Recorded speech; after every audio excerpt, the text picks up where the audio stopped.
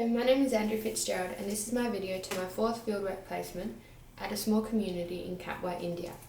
The site provides a home with shelter for 300 residents consisting of 4 shelter homes, the boys shelter home, the girls shelter home, the women's mental health shelter home and the men's mental health shelter home.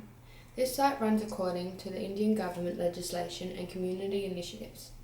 The community provides assessments, reviews and management for children and adults who have a disability and cannot or won't be cared for in the community.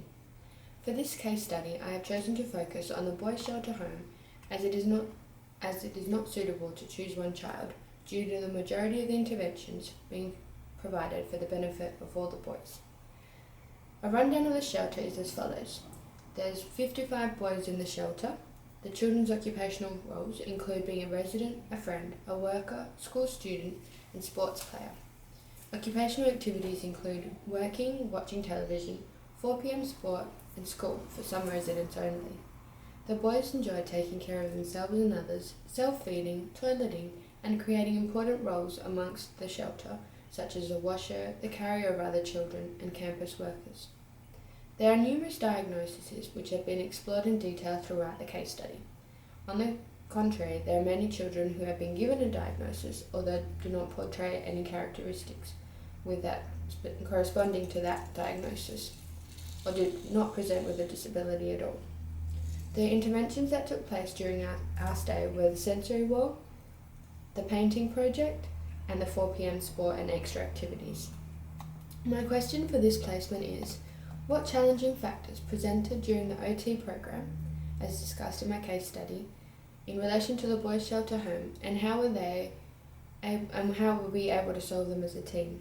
In summary, there were difficulty with the care workers. They did not appreciate us coming into the shelter, as the boys' behaviour would become even more challenging behaviours themselves, the variety of disabilities, intellectual and physical disabilities, language barriers, our own feelings towards the male staff due to the decrease in professionalism as comfort increased on their behalf. For example, being considerably late for meetings and planned trips. When one of us was sleeping, they would come and continue to be loud in our rooms, play music while putting up our mosquito nets, walking around with just a towel from the shower room, and testing the boundaries. This behaviour was observed consistently throughout all the ages, and also medical incidents. Please note that for the purposes of this video, I've only selected 3 challenging behaviours and will now discuss how we manage them as a team. Difficulty 1, the challenging behaviours of the children themselves. The children on multiple occasions were extremely rough, hyperactive, ignoring our instructions, hanging off us, pushing and displayed inappropriate sexual behaviours. Students agreed that due to the communication difficulties, each activity would commence and end with a song. Another strategy used was to ignore the inappropriate behaviours, and if they still did not cease, then the students would remove themselves from the situation and conclude all interaction for a period of time. Difficulty 2, medical incidents. On numerous occasions, epileptic seizures, falls resulting in large head wounds and prolapsed rectums were observed. This initially was very confronting for the students, although on reflection during debrief, peer support and group discussions, future repetitions of incidents were handled with a plan.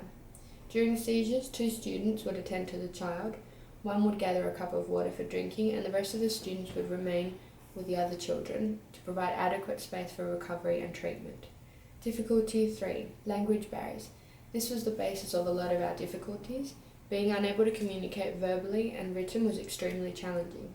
Ways the group managed this was to speak to shelter leaders and management, source staff members who spoke English, write and draw or act out what was required. From this placement and my experience in working with the boys at the shelter, I learnt of many techniques which can be used to assist with challenging behaviours. How to communicate in different styles with the children and the carers so that they understood, how to deal with medical incidents and language barriers, as well as many more. I look forward to putting into practice my personal and professional knowledge I have gathered whilst on placement in India. Thank you for listening.